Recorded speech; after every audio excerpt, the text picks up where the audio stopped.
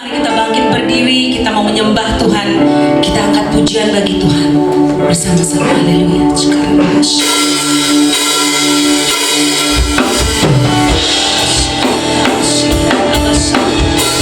Kami datang kepadamu Tuhan di pagi hari ini. Kami mengucap syukur atas kebaikan Tuhan. Terima kasih Tuhan, terima kasih Engkau sungguh baik bagi kami. Terima kasih Tuhan, terima kasih. Alam semesta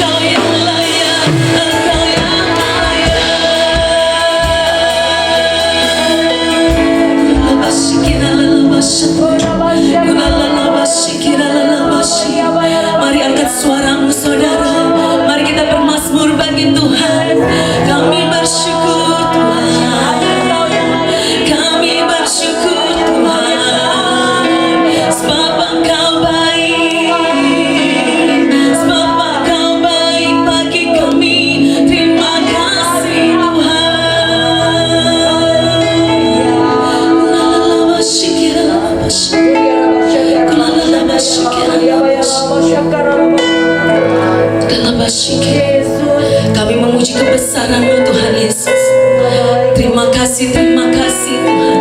Kalau kami boleh ada sebagaimana kami ada, semua sungguh oleh karena kasih karunia-Mu Tuhan, penyertaan-Mu dan perkenanan-Mu bagi setiap kami. Kami mengucap syukur Tuhan hingga saat ini Tuhan boleh menyertai kami. Terima kasih ya Tuhan untuk nafas kehidupan. Terima kasih ya Tuhan Yesus untuk hari yang baru, untuk berkat yang baru yang boleh kami terima. Terima kasih Tuhan, Engkau sungguh baik, Engkau sungguh baik bagi kami. Terima kasih Bapa, pada saat ini Tuhan kami satukan hati kami memuji menyembah Tuhan, dan kami rindu mendengarkan kebenaran firman-Mu. Terima kasih ya Tuhan Yesus. Kami juga berdoa untuk saudara-saudara kami yang saat ini ikut bersama kami melalui Zoom Tuhan. Tuhan boleh juga mengurapi setiap mereka, mengurapi setiap saudara-saudara kami, dan kami di tempat ini tidak ada yang Engkau lewatkan. Semuanya boleh diberkati, semuanya boleh menerima kasih anugerah-Mu. Kami mengucap syukur Tuhan, kami mengucap syukur di dalam nama Tuhan Yesus. Bersama-sama kita katakan amin. Haleluya. Berikan tepuk tangan sorak-sorai bagi Tuhan.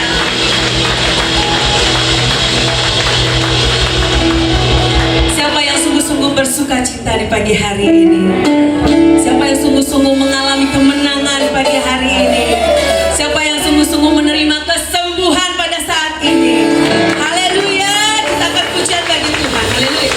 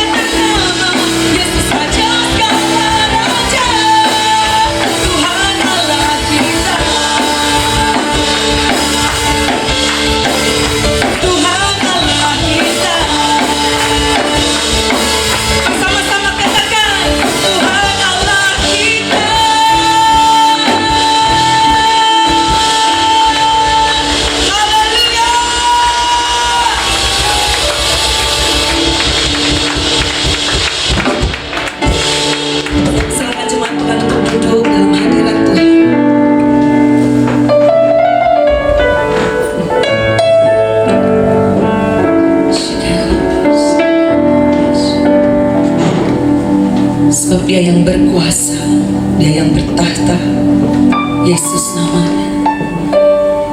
Tuhan kita hebat, Tuhan kita ajaib. Kami percaya Tuhan, kami percaya akan Engkau, kami percaya di dalam Engkau selalu ada mujizat bagi kami. Kami percaya akan firman-Mu nyata bagi kami. Kami percaya, kami percaya.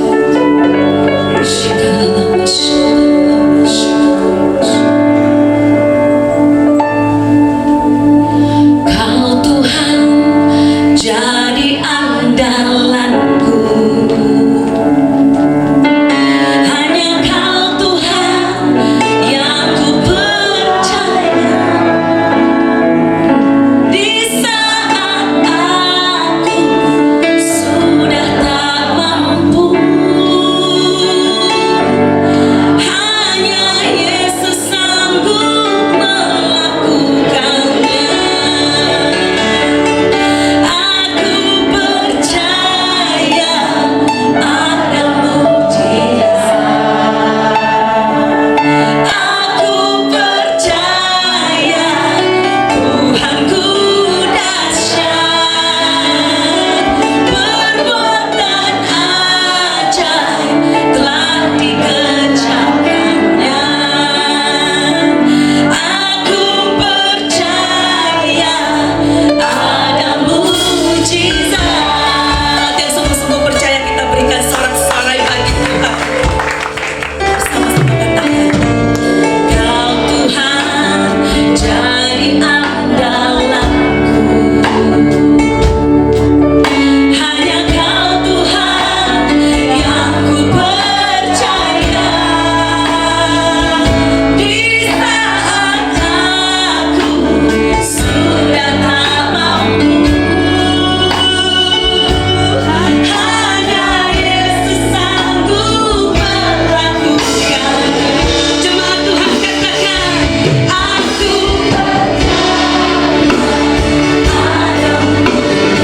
amin Tuhan, kami percaya. Aku percaya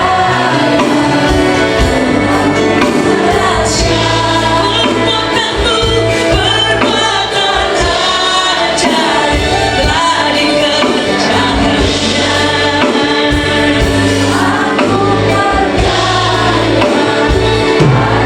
Lebih sungguh-sungguh lagi, mari jemaat Tuhan, saya undang bangkit berdiri sekali lagi.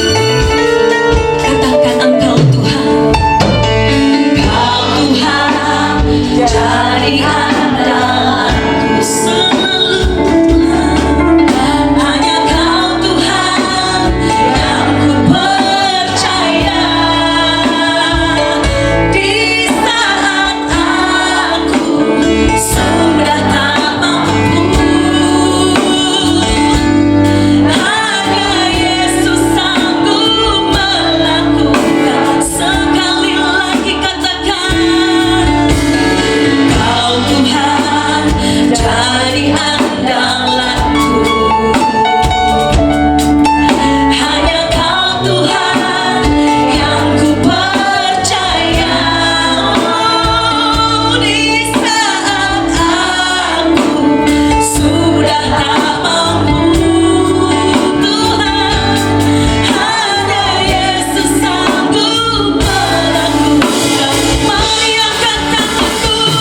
Aku percaya ada mujizat. Aku percaya, aku percaya Tuhanku dahsyat, perbuatan ajaib telah dikerjakannya.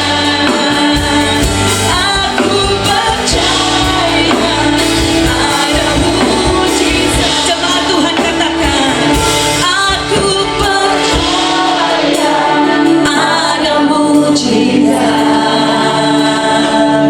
Aku percaya Tuhanku dahsyat, perbuatan ajaib telah dikerjakannya. Aku percaya. Aku percaya, aku percaya ada mujizat.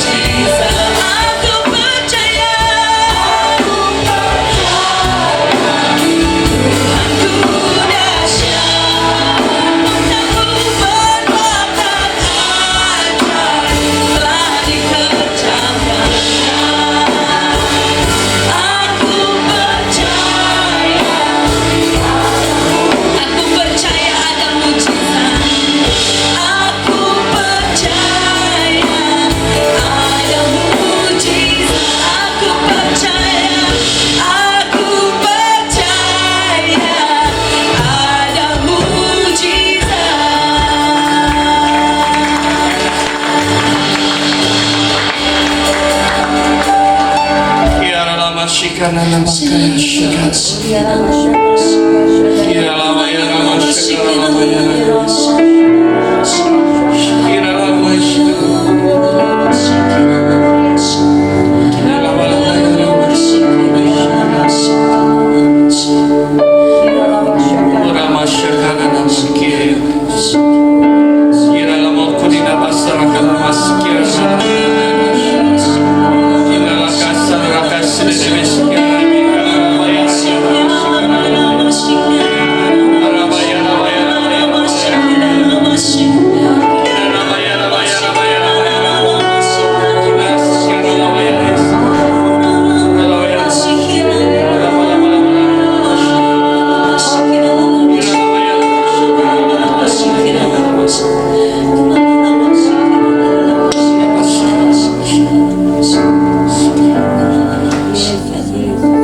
Percaya dan mujizat dari-Mu Tuhan. Kami percaya Engkau tetap Immanuel buat kami. Walaupun kami melewati semua lembah-lembah yang ada, tapi kami percaya Tuhan adalah Immanuel buat kami.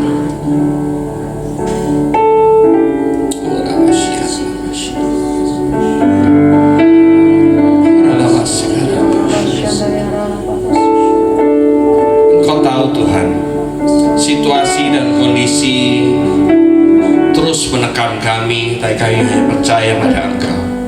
Karena percaya pada saat kami tidak mampu, Tuhan sendiri akan turun tangan untuk menolong kami, Bapa. Kami masih percaya ada mujizat Tuhan.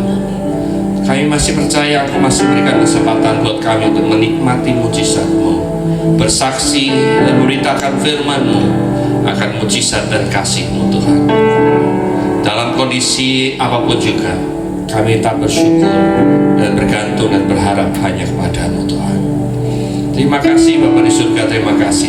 Biarlah dalam waktu yang singkat kami bisa belajar akan isi hati-Mu pada pagi hari ini. Urai berkati kami semua, urai berkati lidah bibir hamba-Mu, dan urai berkati seluruh telinga-telinga dan hati kami semuanya, supaya kami bisa belajar dengan baik. Biarkan segala sesuatu yang kami pelajari pagi menjadi rema buat kami untuk bisa memperbaiki hidup kami di kemudian hari. Terima kasih Bapa, dalam nama Yesus kami berdoa dan mengucap syukur. Amin. Shalom saudara, Tuhan Yesus dalam amanat agung meminta kita untuk memuridkan dan kita sendiri harus menjadi seorang murid. Namun banyak orang yang menganggap menjadi seorang murid itu susah dan tidak menyenangkan. Padahal sesungguhnya hal itu justru sangat berguna bagi kehidupan kita. Oleh karena itu, edisi Voice of Pentecost kali ini kita akan membahas jati diri seorang murid. Dalam bahasa aslinya, murid berarti seseorang yang belajar. Dalam Alkitab, memuridkan adalah cara untuk memperluas kerajaan Allah. Inilah yang Tuhan Yesus lakukan selama pelayanannya di bumi ini. Ia mengajar dan melatih murid-muridnya untuk pada akhirnya diutus menjadi saksi. Dalam kitab para rasul, kita menemukan bahwa para rasul melakukan hal yang sama dengan apa yang Tuhan Yesus lakukan. Sehingga jumlah murid semakin bertambah di seluruh dunia sampai sekarang. Tentunya, hal ini tidak berarti semua orang percaya harus menjadi guru atau pengkhotbah. Namun sebagai murid, kita harus menjadi saksi melalui seluruh aspek kehidupan kita. Sebuah penelitian yang dilakukan oleh Russell McCann dan Marcia Webb pada tahun 2012 menunjukkan bahwa orang yang rajin membaca dan merenungkan firman Tuhan cenderung lebih setia kepada Yesus dan kuat dalam menghadapi tantangan. Hal ini sesuai dengan firman Tuhan yang berkata bahwa iman timbul dari pendengaran akan firman Tuhan. Itulah sebabnya kita harus lebih banyak membaca dan merenungkan firman Tuhan, agar pola pikir dan iman kita lebih kuat dalam menghadapi tantangan dan pergumulan hidup kita. Selain itu, kita juga dihadapkan dengan bahaya pengajaran sesat.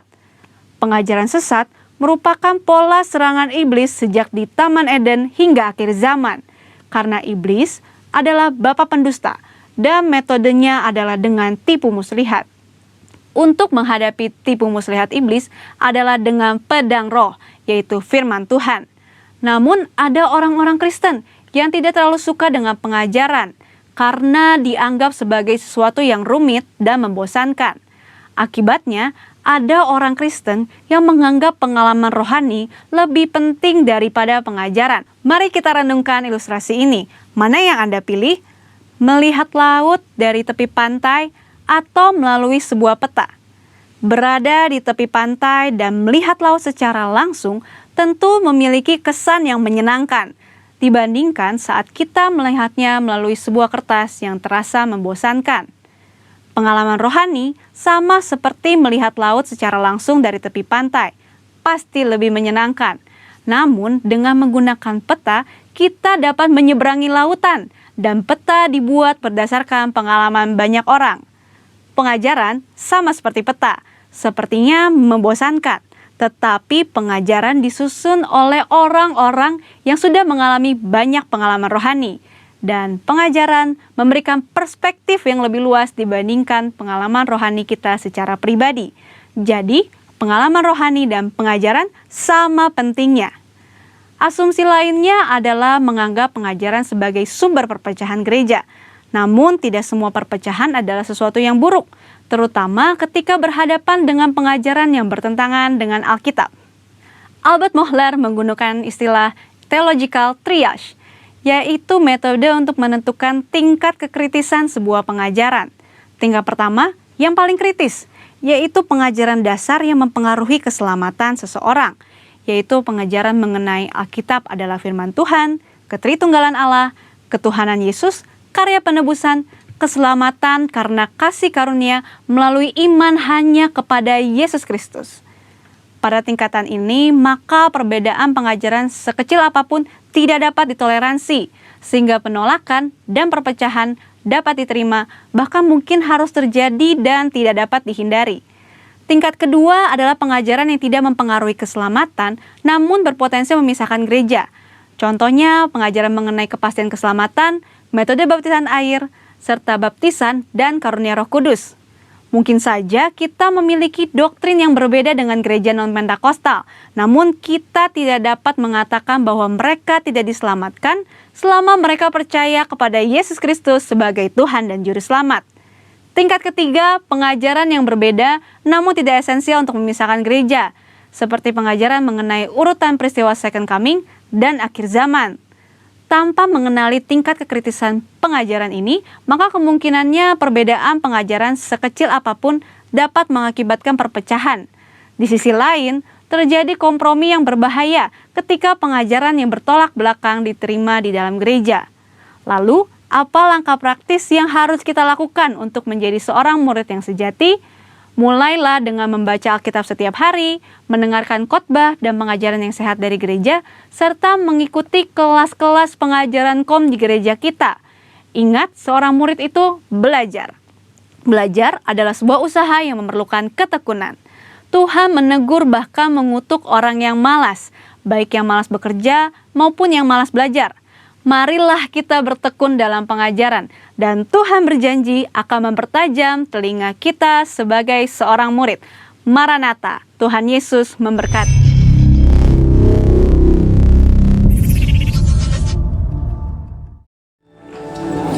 Shalom Bapak dan Ibu sekalian yang hadir di gereja maupun yang dalam Zoom. Kondisi memang sangat kurang baik dari sisi sosial, politik maupun ekonomi, apalagi ekonomi, kesehatan. 2 minggu yang lalu saya juga ikut seminar atau ikut dalam acara di Full Gospel. Kebetulan yang menjadi pembicara adalah dokter yang memahami COVID. Yang paling aman sebenarnya adalah masker. Paling aman lagi masker ini. Ini maskernya orang kaya. Kenapa? Karena sekali pakai, wah. Maskernya orang biasa kan yang bisa dicuci. Kalau saya mencoba diri, ini masker orang kaya, sekali pakai buang. Kalau yang kain itu kan dicuci, masih dicuci berkali-kali. Yang paling aman tuh pakai masker. Facial kalau nggak pakai masker nggak ada gunanya. Ya, perlu tahu. Facial tanpa masker tidak ada gunanya. Yang paling bahaya apa di gereja? Ini adalah penyebaran yang paling utama. kita berbicara, setiap berbicara, ini ada satuan yang namanya viral particle. Viral particles. Berapa partikel yang keluar pada saat kita berbicara? Menurut riset itu ada 200 viral partikel yang keluar tiap menit. COVID itu bisa terjangkit bukannya karena pada saat kita pegang-pegang, harus kita pegang mulut, itu pasti langsung terjangkit. Tapi kalau nggak pegang-pegang dan kita aman hanya berbicara aja, berarti infeksi itu, COVID itu bisa terinfeksi kalau butuh 1000 viral partikel.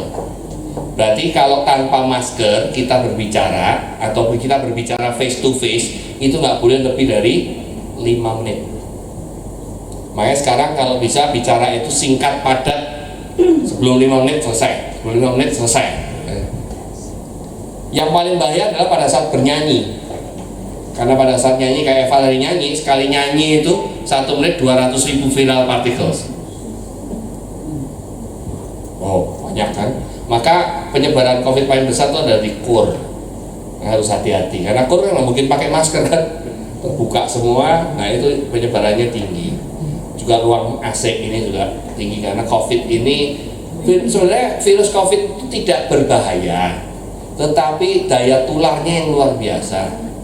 Dan kalau yang sudah kena itu adalah orang tua, apalagi yang sudah punya penyakit bawaan, itu yang bahaya. Karena apa? Virus itu mendongkrak atau mendorong penyakitnya, sehingga terlalu paru-paru yang diserang.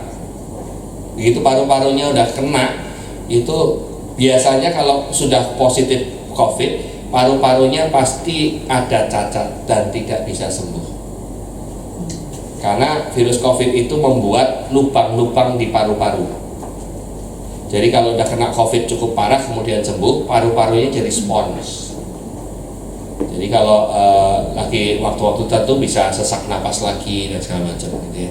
Itu ya kita harus berjaga-jaga. Tidak bahaya tapi ya bahaya juga. Susah kan ngomongnya ya. Kenapa nggak bahaya? Karena mudah matinya. Kena sabun mati. Imunitas kita tinggi, dia juga mati. Ya. Tapi ya viral berkembang nyebarnya cepat dan mutasinya juga cepat. Sekarang yang namanya COVID-19 di seluruh dunia itu ada kurang lebih ada 20 macam virus. Dan masih berkembang terus, bisa aja berubah-ubah terus. Dan saat ini belum ada obat dan vaksinnya. Vaksin yang nanti diedarkan yang sudah jadi, itu hanya akan kemungkinan diperkirakan akan hanya bertahan 2-3 bulan. Jadi tiap 3 bulan sekali vaksin.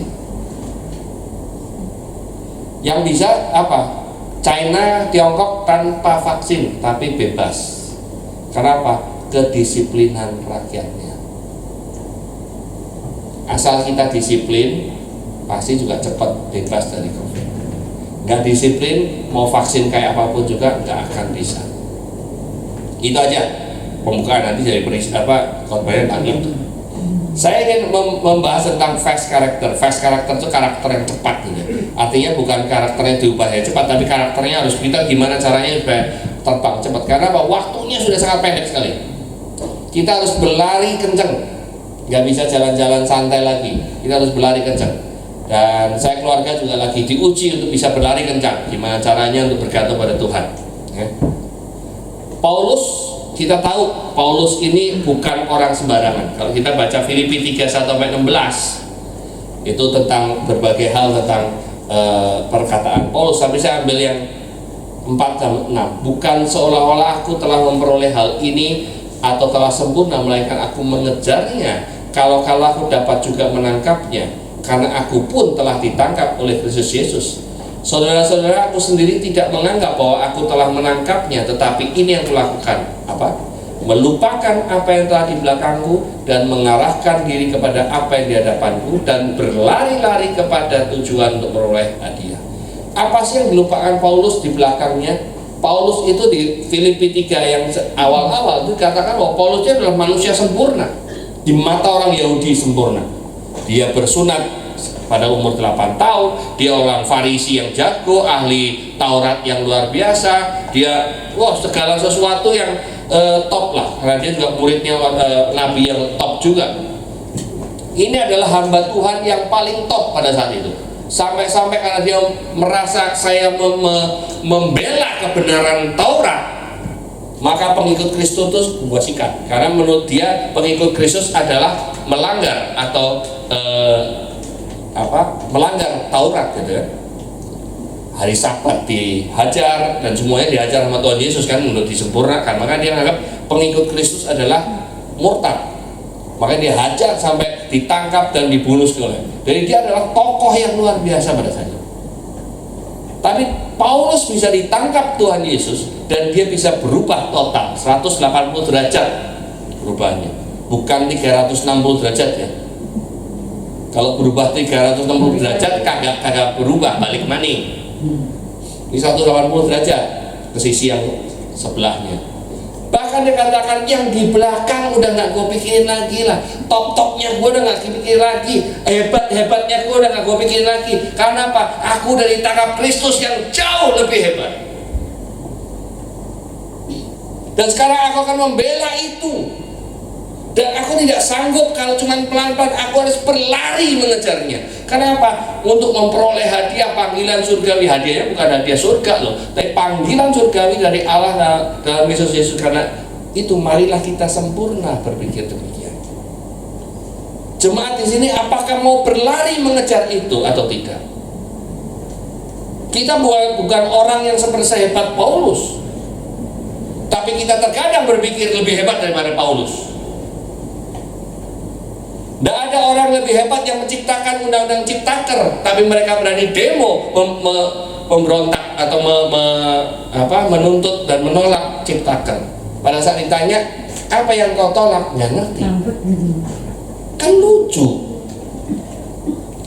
Bangsa ini adalah bangsa yang paling lucu. Teknologinya adalah kecepatan daripada kematangan rakyatnya. Gampang sekali disulut. Dan ternyata bukan hanya rakyat saja, kita orang Kristen pun gampang juga disulut. Di kalangan sinode gampang sekali disulut. Di kalangan gereja gampang sekali disulut. Di full gospel lagi disulut-sulutnya sekarang. Karena lagi memanas karena ada pemilihan presiden, ada perubahan anggaran dasar rumah tangga. Saya lagi penuh dengan pressure nih, karena ada penolakan sana penolakan sini segala macam. Nah, ini juga sama. Perubahan anggaran dasar diubah supaya begini. Saya katakan, sudah baca belum? Udah, bacanya seberapa? Secara total atau cuma satu pasal? Nah, ini kalau bicara hukum kayak undang-undang ciptaker segala macam itu, jangan baca cuma 1-2 pasal, total pasalnya. Pak Hotman Paris katakan, itu para demo membaca gimana, lembarannya aja 905 halaman undang-undang ciptaker. Tanggal 5 diputuskan, kok tanggal 6 udah bisa demo tuh gimana caranya, kapan bacanya? Tapi anyway, inilah bangsa kita, inilah dunia kita. Tapi kita yang sadar, kita yang dimenangkan dan diambil oleh Tuhan Yesus, kita harus sadar, kita harus mau belajar lebih dalam lagi, supaya jangan mudah untuk diombang-ambingkan oleh ajaran-ajaran sesat juga. Betul ya? Masih ingat ini kan ya? Panggilan kita sebagai orang Kristen, pergi, jadikan semua bangsa muridku, baptis, dan ajarkan mereka. Ini tugas kita, bukan tugas gembala loh. Ini tugas orang Kristen. Karena di sini bukan perintah kepada gembala, bukan perintah. Memang ini adalah perintah pada rasulnya, tapi ini adalah ditujukan pada kita semua orang percaya. Great Commission bukan hanya untuk murid Kristus saja, tetapi the whole Christians in the world. Tidak peduli kau sinodenya apa, mau GPI Duta Permai kayak, mau GPI Pak Gideon kayak, mau GPI siapa kayak, semuanya sama. Pergi dan jadikanlah murid, baptis dan ajar sesuai dengan ajaran Kristus. Mau Erastus kayak, mau siapa kayak. Siapa yang kemarin misalnya lagi Pak Yohanes ya? Siapa lagi? Pak PU sama perintahnya. Tinggal ajarannya ini enggak ajarlah mereka melakukan segala sesuatu yang telah kuperintah kepada. Semua gembala juga ngomong, ini juga aku ambil dari Alkitab kok. Interpretasinya aja bisa berbeda-beda, tafsirnya bisa beda-beda. Tapi biarkanlah kita bergumul dan mereka biarkan bertanggung jawab pada Tuhan sendiri. Ya. Apa sih yang menjadi fast itu singkatan? Satu F pertama adalah faithfulness. Kita mau cepat atau tidak cepat, kita mau lambat atau cepat, kita yang butuh adalah karakter kita punya kesetiaan nggak? Bahasa Inggrisnya bagus, faithful itu adalah kesetiaan, setia. Setia itu bahasa Inggrisnya faithful. Itu dari dua kata, faith dan full. Artinya apa? Orang yang setia adalah orang yang penuh iman. Faith itu adalah iman, penuh itu full itu adalah penuh. Jadi faithful adalah iman yang penuh, itu pasti orang yang setia. Orang yang nggak punya iman pasti susah setia. Amin. Lalu katakan, mengapa faithfulness ini sedemikian pentingnya? Kenapa kesetiaan sedemikian pentingnya bagi kita orang Kristen? Karena yang pertama, ini adalah karakter Kristus. Kesetiaan adalah karakter Tuhan, dan kita percaya bahwa kita adalah ciptaan Tuhan yang segambar dan serupa dengan Tuhan. Jadi karakternya harus ngikut dong. DNA kita adalah DNA setia. Maka kalau Anda tidak setia, pasti kemerungsung dulu sebelum Anda melanggar kesetiaan Anda. Betul apa tidak? Ya, kalau di film karton itu ada gambar yang pakai lingkaran putih dan ada yang pakai tanduk. Betul ya? Nah, itulah karena menggambarkan pada saat Anda melakukan yang tidak sesuai dengan karakter Kristus, Anda akan kemerungsung. Kemerungsung itu apa sih? Bahasa Indonesianya apa kemerungsung? Nggak ada translate. Susah kan mentranslate-nya. Ada nggak ngerti kemerungsung? Iya. Nah, bahasa Indonesia ada apa? Gundah gulana. Galau. Ya kan? Para suami begitu ada cewek lain yang cakep, mulai mau mendekati, mau meneselingkuh, pasti gundah gulana. Ya apa iya? Iyalah, kita semua orang laki-laki sama. Pasti juga sama. Kemerungsung, Pak. Yang belum married, yang masih pacaran aja masih gundah gulana. Gue mau setia sama pacar gue, apa kagak ya? Apalagi yang udah married, apalagi yang kemarin baru married gitu kan. Kemana dia? Kesetiaan itu adalah karakter kita harusnya. Makanya DNA kita adalah setia. Kalau tidak setia, itu pasti akan gundah gulana, galau, bingung milihnya kemana. Begitu Anda milih yang tidak setia, pasti juga deg-degan terus. Ya Pak ya? Nah itulah, karena itu gak enak rasanya. Kenapa lagi? Karena faithful adalah, kesetiaan adalah salah satu dari 9 karakter buah roh. Kalau ada orang Kristen gak punya buah roh, terlalu. Karena karakter Kristus itu diukur dari buah roh. Itu ada 9 karakter buah roh. Salah satunya adalah setia. Amin. Kalau Allah kita setia, maka kita pun harus setia. Kenapa kita harus setia sih? Ingat, God shows His love for us. Tuhan saja sudah menunjukkan kasih-Nya kepada kita while we are still a sinner, walaupun pada sementara kita jadi pendosa loh. Christ died for us. Tuhan tidak pilih-pilih pada saat menyelamatkan kita. Aku milih Eva aja, dia bukan pendosa. Sam enggak pendosa itu enggak Mantap sekali. Kan enggak. Tuhan datang enggak pilih-pilih. Sam kayak apa, Eva kayak apa, Henny kayak apa, Pulidia kayak apa, atau semuanya kayak apa, enggak ada. Semuanya dapat hal yang sama, kasih yang sama. Amin. Terus ada yang ngomong, wah enak dong kalau Pak Robertus, enak tuh. Kenapa? Dosanya banyak, diampuni, untung dong. Gue dosanya baru dikit terus diampuni, kan rugi. Ada orang mengatakan begitu kan, lu sih enak, lu udah ngerasain naik klub 100 biji, ya kan? Minum udah dari vodka sampai apa komplit, mabok, narkoba udah ngerasain semua. Terus lu diambil Tuhan, dipertobatkan, enak lu udah ngerasain dunia. Gua belum ngerasain dunia. Tiba-tiba dari kecil lu ditangkap Tuhan, gimana caranya? Mau yang mana? Yang udah ngerasain dunia baru ditangkap Tuhan? Atau dari kecil kita ditangkap Tuhan? Yakin. Yang benar itu. Yakin. Dari dunia sih enak ya. Tanggung jawab soalnya kalau Ada orang yang milih yang pertama. Kalau begitu caranya kesimpulannya, gua nikmatin dunia aja. Nanti kalau sudah tua, udah gocap, baru.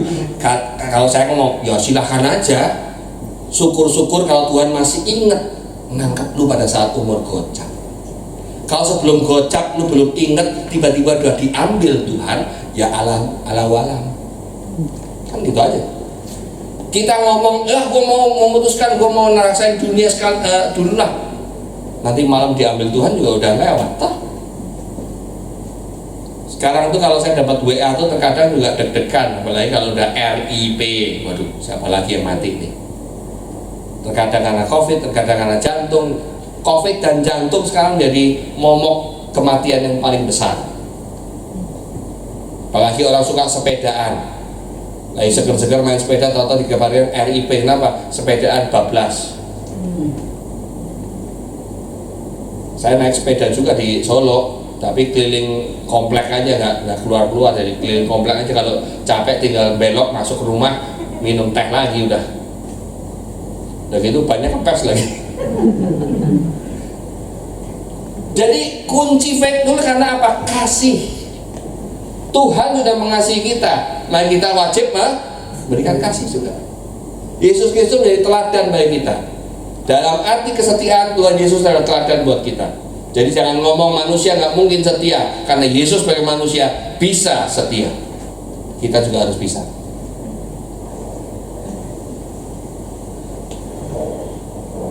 Kuncinya adalah kesetiaan itu karena adanya kasih. Dan kasih itu besar. Dan kita harus punya kasih itu. Dan ingat the great commandment, kasihlah Tuhan Allahmu dengan segala macamnya, dan juga kasihlah. Itu hukum yang berbeda atau sama? Tingkatannya sama loh. Karena apa dikatakan? Dan hukum yang kedua yang sama dengan itu, sama dengan kasih Tuhan, adalah kasih sesama. Bu Lydia selalu katakan, kalau disakiti diapain Bu? Dimaki memberkati. Kalau dimaki memberkati. Kalau dianiaya praktek. Kan gue nerusin aja. Kalau dia ngomong khotbah kan ingatnya itu harus praktek. Itu kalau saya ngomong praktek itu bukan ke Anda loh. Saya praktek nggak gua? Kedua, A-nya adalah accountability. Kita ini sampai jam berapa sih? 5 menit lagi ya? 10 menit. Waduh. Accountability itu adalah kehandalan. Kita sebagai orang Kristen punya kehandalan nggak sih? Ini katakan accountability, the glue that ties commitment to result. Itu adalah lemnya orang komitmen kita terhadap hasil. Itulah accountability. Kita katakan sebagai orang Kristen GOB yang breakthrough sana sini, Anda punya accountability nggak? Punya kehandalan dari GOB nggak sebenarnya? Tiap akhir ibadah kita selalu ngomong GOB, angkat ke atas. Itu jangan cuma hanya GOB gitu aja diucapkan dan diangkat ke atas, tapi ada jiwa nggak yang mengatakan aku handal loh jadi GOB. Orang lain akan lihat, oh itu pasti duta permen. Kenapa? GOB banget. GOB banget apa? Mau dihalangi kayak apapun juga, mau ada masalah apapun juga, maju terus sampai Tuhan Yesus garis finish. Ya. Ini accountability adalah komitmen to result. Itu adalah lemnya. Kalau Anda mengharapkan resultnya doang, nggak ada komitmen, nggak bisa. Mengharapkan kasihnya doang, mengharapkan berkatnya saja, berkatan solusinya saja, tanpa ada komitmen, nggak bisa. Accountability apa sih?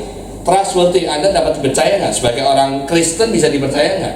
Kalau diajak deal bisnis bisa dipercaya nggak? Kalau diajak untuk bicara tentang firman Tuhan bisa dipercaya nggak? Artinya apa? Apa yang Anda omongkan itu sama dengan apa yang Anda lakukan. Yang kedua adalah punya responsibility nggak? Punya tanggung jawab nggak? Kalau dikasih kerjaan bertanggung jawab nggak? Dikasih jabatan bertanggung jawab nggak? punya komitmen tinggi enggak? Gitu kan? Jangan selalu kita bangga pada saat dipanggil ke depan, inilah si Bapak Frans Poli akan diangkat jadi diaken, jadi kapit kapit ini, kapit itu, bangga. Tapi pada saat melakukan, membleng.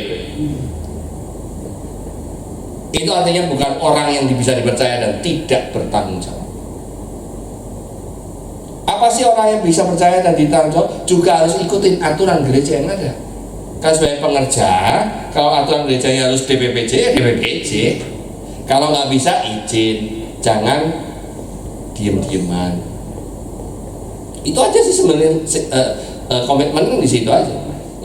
Kan nggak dipaksa harus bisa, tapi kalau nggak bisa, izin. Yang kedua adalah submission. Saya buka aja deh. Submission ini juga suatu karakter kita sebagai pengerja. Sebagai jemaat juga punya submission nggak? Punya kepenundukan nggak? Tunduk ini adalah salah satu karakter yang kita harapkan supaya kita bisa berlari kencang. Tadi setia, kedua adalah handal, ketiga adalah tunduk. Tunduk pada siapa?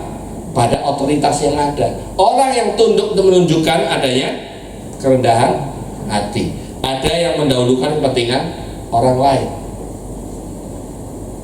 Terkadang konflik itu terjadi bukan karena masalah tunduk atau tidak tunduknya. Seolah dia tidak tunduk, tetapi sebenarnya root cause-nya atau akar penyebabnya karena dia mau menang sendiri. Betul ya? Betul ya? Saya punya pemikiran A, kalau yang lain B, gua nggak demen. You harus A juga dong. Kalau nggak A, lu berarti nggak tunduk. Terkadang ada pemimpin yang main menang sendiri juga ada. Atau ada orang tertentu yang cukup vokal, bahkan pemimpinnya pun dipaksa untuk ngikutin dia. Kalau nggak, gua keluar mau ngapain? Kalau lu nggak setuju, bully dia. Kalau nggak setuju, yaudah, saya nggak mau jadi pengajar lagi, keluar aja.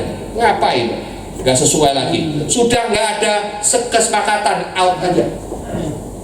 Ya sudah. Memang gembala dituntut untuk bisa mengayomi dombanya supaya jangan sampai ada domba yang hilang. Tapi kalau dombanya udah jadi kambing, jadi gorok aja, jadi sate kambing.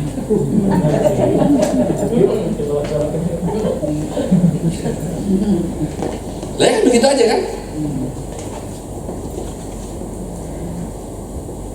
Bully dia udah mulai tegas. Capek gua promosiin pemuritan, yang ngikut di gereja kagak ada. Udah stop promosinya, mendingan promosi tempat luar laku. Kemarin kan sempat ditanyain kan, kenapa sih ya kok di dalam kagak laku-laku, di luar laku? Yang di dalam udah bleger juga kali Bu.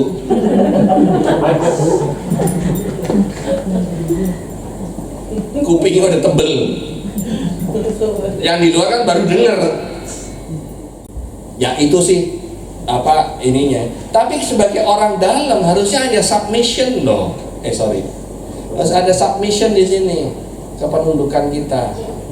Sebosen-bosennya ya kita dengerin aja. Apalagi online, kalau bosan ya tidur aja udah.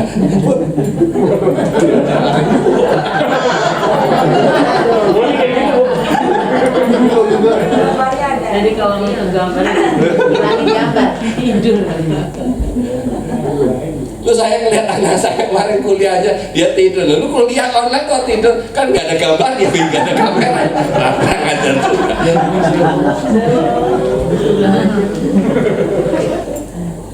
Ya itulah kelemahan dan keunggulan teknologi sekarang gitu kan. Memang semua orang bisa dengerin, tetapi terkadang juga orang dengerin hanya sekedar kayak radio gitu kan. Nah ini yang bisa terjadi. Saya kalau khotbah di sini kan rapi. Kalau di rumah ya atasnya doang kadang rapi, bawahnya celana pendek gitu. Tapi mau gimana lagi? Nggak kelihatan, nggak disolat di bawahnya.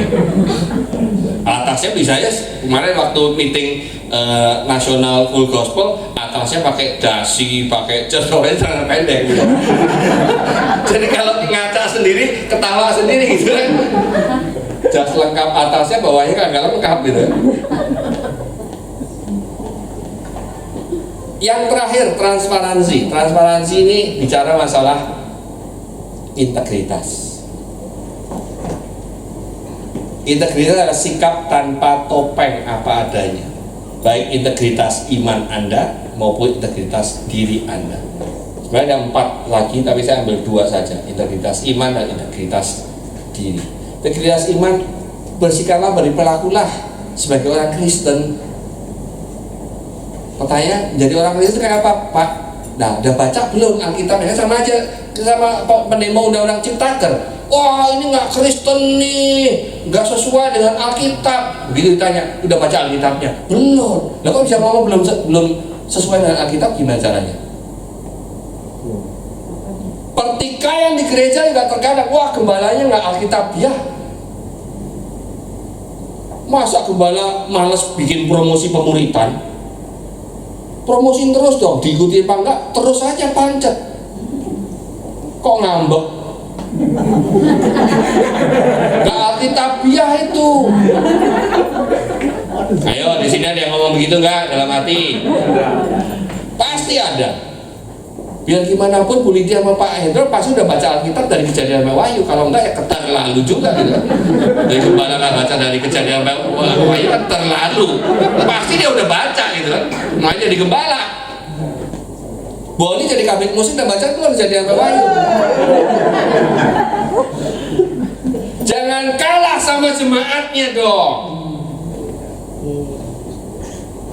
Pak Roba itu sudah baca, ya nggak sombong sih, 5 kali. Sekarang lagi dengerin, nanti Januari 2021 pakai Alkitab Suara 365 hari, karena di Bible.is ada program 365 hari listening the Bible, the whole Bible. Tapi pakai bahasa Inggris. Karena sekalian saya mau memperlancar pendengaran saya dengan Inggris, supaya kalau khotbah pakai bahasa Inggris ya agak hafal dikit pakai ayat-ayat bahasa Inggrisnya. Kalau enggak kan enggak hafal-hafal.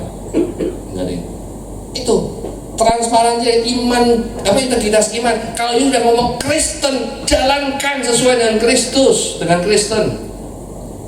Jangan ngomong saya orang Kristen, pajak nilep. Ini kalau ngomong sama pengusaha, lu ngomong Kristen, pengusaha Kristen, tapi pajak nilep, pembukuan double.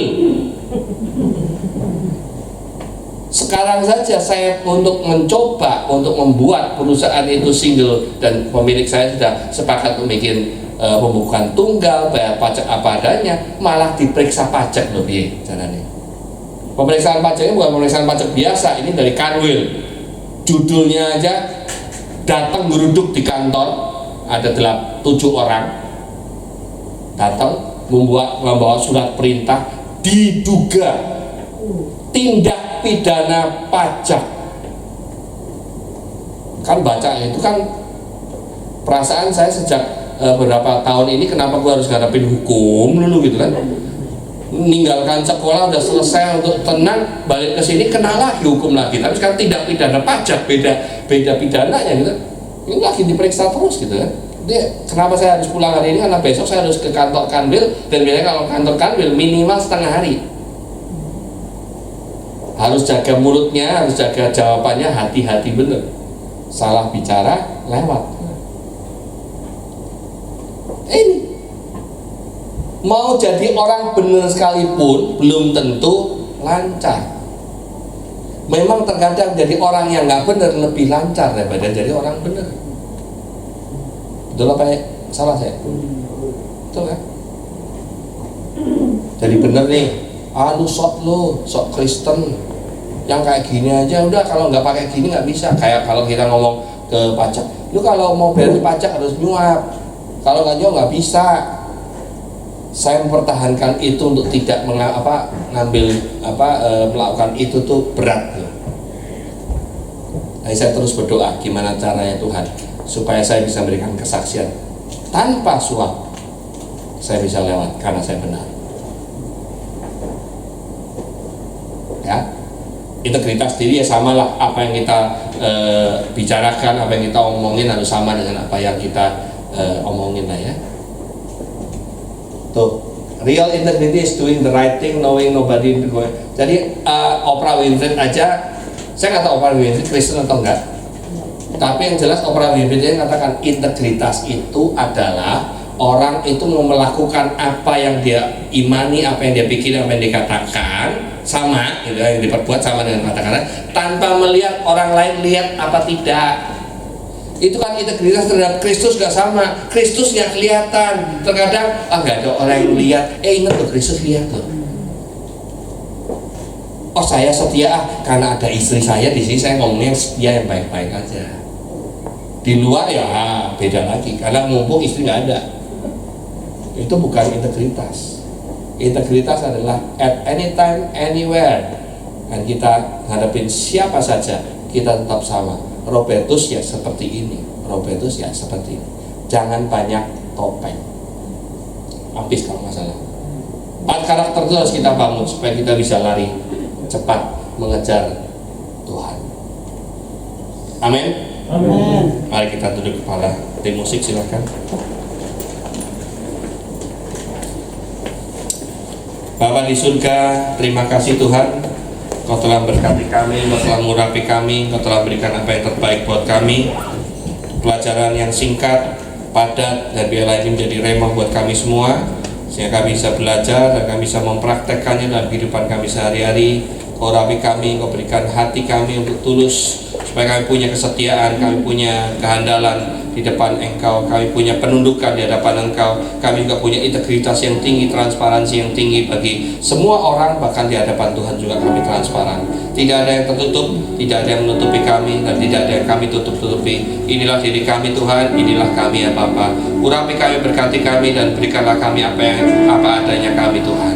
Kami hanya bergantung pada Engkau, kami hanya berserah padamu. Inilah tubuh jiwa roh kami serahkan hanya untuk memuliakan nama-Mu. Kehidupan kami hanya untuk memuliakan nama-Mu Tuhan. Urapi kami supaya kami menjadi hamba-Mu yang baik, supaya kami bisa memberitakan firman Tuhan dengan baik, kami bisa memberitakan segala sesuatu tentang kehidupan kami dengan baik, sehingga orang yang lain bisa melihat bahwa inilah kesaksian hidup kami, inilah diri kami, sehingga orang juga bisa melihat Yesus hidup dalam diri kami. Inilah kami Tuhan, inilah Kristus yang ada dalam diri kami. Biarlah Kristus yang bertanjak dalam kehidupan kami, dan kami sendiri akan bersembunyi di balik salib Kristus. Terima kasih Bapa di surga, terima kasih Yesus.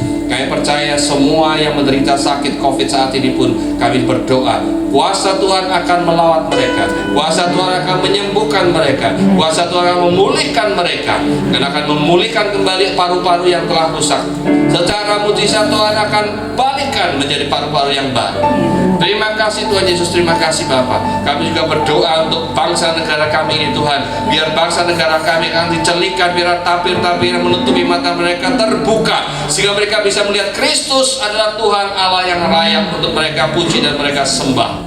Kami percaya Tuhan, pimpinan bangsa kami juga akan Kau pakai dengan luar biasa. Kau akan gunakan Pak Jokowi, Pak Maruf, dan seluruh jajaran menteri dan DPR, MPR semuanya Tuhan. Kau urai berkati. Berkati juga para rakyat Indonesia supaya tidak mudah terkena oleh berita-berita yang tidak benar. Biarkan mereka bisa mengendalikan diri mereka, mengendalikan emosi mereka, sehingga bangsa ini penuh dengan damai sejahtera dalam Kristus Yesus. Terima kasih Bapa di surga, terima kasih Yesus. Dalam nama Yesus kami berdoa dan mengucap syukur. Amin. Amin. Mari jemaat Tuhan kita bangkit berdiri. Kita katakan terima kasih kepada Pak Robertus. Terima kasih Pak Robertus untuk firman Tuhan yang luar biasa. Tuhan Yesus memberkati. Silahkan duduk saudara sambil kita mempersiapkan persembahan kita. Ada sedikit pengumuman. Ya, shalom semua diberkati, amin. Ya. Jadi beberapa pengumuman kita, ya saudara, kita sebetulnya bukannya nggak ada kegiatan, ya kegiatan kita itu cukup padat. Jadi semua tapi melalui media Zoom, ya. Jadi nanti mungkin minggu depan JK tulis ya di dalam warta ya, itu ID-nya dan juga passwordnya. Jadi itu semua pakai media Zoom. Itu doa pagi kita dari hari Senin sampai dengan hari Jumat jam 5 pagi sampai jam 6 pagi. Itu ada setiap hari. Lalu ada pemuritan ya. Pemuritan itu setiap hari Selasa dan hari Kamis malam. Itu buat siapa aja. Bukannya bosan saudara, nggak bosan. Cuma karena kemarin itu saya belum buat grup pemuritan. Jadi saya tuh bagi tuh sampai 100 itu ngebagiin semua linknya. dan brosurnya. Jadi saya aduh mata saya sampai berair ya, karena di dalam WA itu 5 harus copy lagi, kirim lagi 5, kirim lagi, cuma 5 doang bisanya. Jadi sekarang saya melihat, memantau sekitar sudah 3 bulanan ini, bahwa ternyata yang antusias yaitu aja dah yang saya mau muridkan gitu ya. Tapi bukan berarti nggak ada kesempatan yang lain yang masih mau, tinggal bilang aja saya mau ikut pemuritan, silahkan bergabung. Begitu dengan linknya nggak berubah-berubah, linknya sama. Saya percaya bahwa bicara tentang pemuritan bukan hanya saya, tetapi ternyata banyak gereja hari ini membuat pemuritan, karena dikatakan yang melihat Yesus itu naik ke surga itu murid, dan yang akan melihat kedatangannya juga murid. Semua kita harus jadi murid. Jadi kita punya grup pemuritan. Di situ ada ketua kelasnya, ada sekretaris yang mengabsen, seperti benar-benar kayak sekolah, saudara. Ya, jadi kita saling mengingatkan, saling menguatkan, dan saling mendoakan. Silakan yang mau ikut dan rindu bergabung, tinggal bilang aja. Jadi kalau hari ini, kalau dulu kita ibadah nggak boleh pakai handphone, sekarang harus pakai handphone. Kalau nggak pakai handphone, saudara nggak bisa beribadah begitu ya. Jadi pastikan saudara punya kuotanya. Tapi satu kesaksian saudara, bahwa ada satu teman di Klaten, beliau ikut aktif semua, bahkan persekutuan doa, kita juga ada persekutuan doa setiap hari Senin sampai dengan hari Jumat. Ini saya buka semua, jadi nggak bilang ini PD cuma buat orang Kemang aja, ini buat Deborah, buat Galaksi aja, enggak. Sekarang semua, ada yang dari Manado ikut bergabung, ada yang dari Ciputat, ada yang dari tinggalnya di Cengkareng ya, itu mereka bisa gabung sama-sama. Bahkan yang dari Klaten itu dia bergabung terus, dan dia ini nggak kerja. Jadi nggak punya wifi juga di rumahnya, dia harus pakai kuota. Tapi yang dia heran, beberapa minggu ini dia selalu buka Zoom itu bisa, padahal kuotanya udah hampir 3-4 minggu yang lalu itu udah habis kuotanya. Tapi sampai hari ini kalau dia buka Zoom, dia selalu bisa masuk. Jadi dia ikuti semua doa pagi, semua PD Senin sampai Jumat dia ikuti, pemuritan dia ikutin, kuliah ikutin saudara. Tapi dia bisa melakukan. Dan saya percaya Tuhan juga menyatakan mujizatnya. Terus gimana kalau HP-nya nggak bisa, panas, terus atau aplikasi nggak bisa banyak begitu ya. Nah, ada satu kesaksian juga, yaitu teman kita ya di sini ya. Beliau itu HP-nya seperti itu tuh, jadul, nggak bisa. Jadi jauh-jauh itu dari Tambun itu pergi ke rumah saya untuk ikut pemuritan. Jadi perjalanannya pulang pergi 3 jam, karena dia nggak bisa naik motor ngebut, motornya cuma 24 km per jam. Nah, jauh-jauh begitu saudara, dia lakukan sampai sebulan 2 bulan. Tapi hari ini puji Tuhan, dia bisa beli handphone yang baru, dan sekarang bisa di rumahnya dia bisa buka. Nah, jadi saudara kalau nggak bisa tapi hati saudara rindu, saudara bisa bergabung di tempat yang terdekat dengan saudara. Mungkin di situ bisa, dia punya HP atau punya laptop, saudara bisa bergabung sama-sama. Yang Tuhan lihat adalah kerinduan hati, amin. Saudara punya kerinduan, nanti Allah turut bekerja.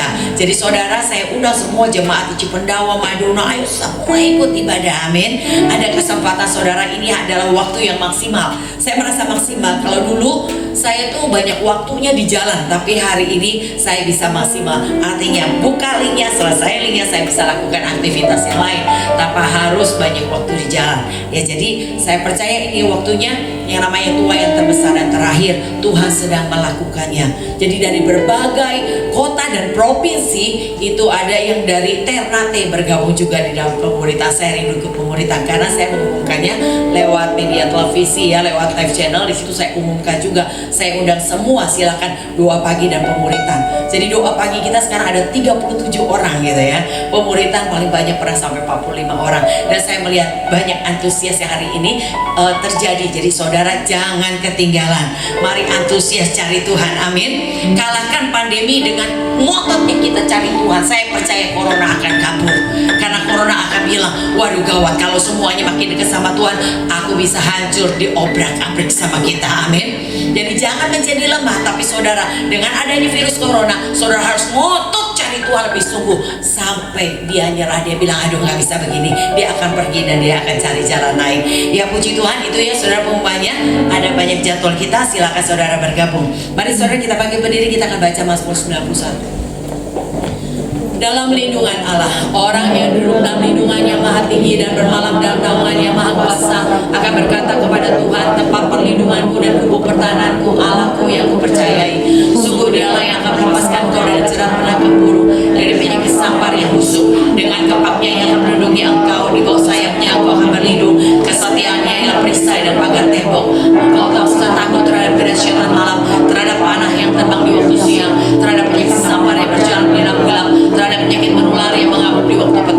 Walau 1000 orang rebah di sisimu dan 10.000 di sebelah kananmu, tetapi itu tidak akan menimpamu. Engkau hanya menontonnya dengan matamu sendiri dan melihat pembalasan terhadap orang-orang fasik. Sebab Tuhan ialah tempat perlindunganmu, kemah tinggi telah kau buat tempat perteduhanmu. Malapetaka tidak akan menimpamu dan tulah tidak akan mendekat kepada kemahmu. Sebab malaikat-malaikatnya akan diperintahkannya kepadamu untuk menjaga engkau di segala jalanmu. Mereka akan menantang engkau di atas tangannya supaya kakimu jangan terantuk kepada batu. Singa dan ular tedung akan kau langkahi. Kau akan menginjak anak singa dan ular naga. Sungguh hatinya melekat kepadaku, maka kau meluputkannya. Aku akan membentengnya sebab dia mengenal namaku. Bila ia berseru kepadaku, maka aku akan menjawab. Aku akan menyertai dan mensesakan. Aku akan meluputkannya dan memuliakannya. Dengan panjang umur akan kukenyangkan dia dan akan kuperlihatkan kepadanya keselamatannya daripadaku. Ya. Nyanyi lagu doa ya, Bis.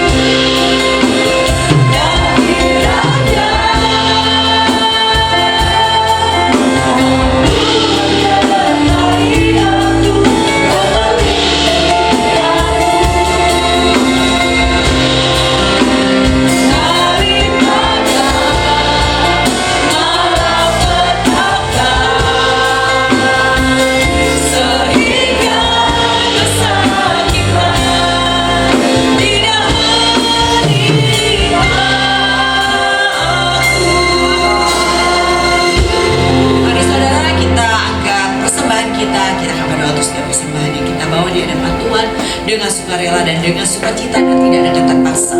Tuhan, kau melihat setiap persembahan yang kami bawa di hadapan Tuhan. Mari kuduskan Tuhan persembahan ini. Kami berikan dengan penuh sukacita, tidak dengan terpaksa. Terima kasih Tuhan untuk kesempatan kami menabur. Dan kami percaya setiap taburan pasti akan menghasilkan tuayan. Tuayan yang daripadamu yang dipadatkan dibocahkan sampai melimpah dalam limpahan kami. Dalam nama Tuhan Yesus. Bapa, terima kasih. Kalau sebentar kami akan berpisah, kami percaya pasukan malaikat Tuhan memagari, melindungi, menjaga, meluputkan kami senantiasa dari mara bahaya, malapetaka, kecelakaan, maut, kutuk tulang, sakit, penyakit, virus, corona, niat orang jahat tidak berkuasa atas kami dalam nama Tuhan Yesus. Dan biarlah damai sejahtera, sukacita yang melimpah-limpah menyertai kami semua dalam nama Bapa, Putra, Roh Kudus. Dalam nama Tuhan Yesus, haleluya. Sama-sama katakan amin. Tangannya di depan, katakan Ciao. Tuhan Yesus memberkati. Silakan persembahan kotak di depan dan juga persembahan kantong di pintu keluar. Tuhan Yesus memberkati. Selamat hari Minggu, selamat beraktivitas kembali. Kita bertemu minggu depan.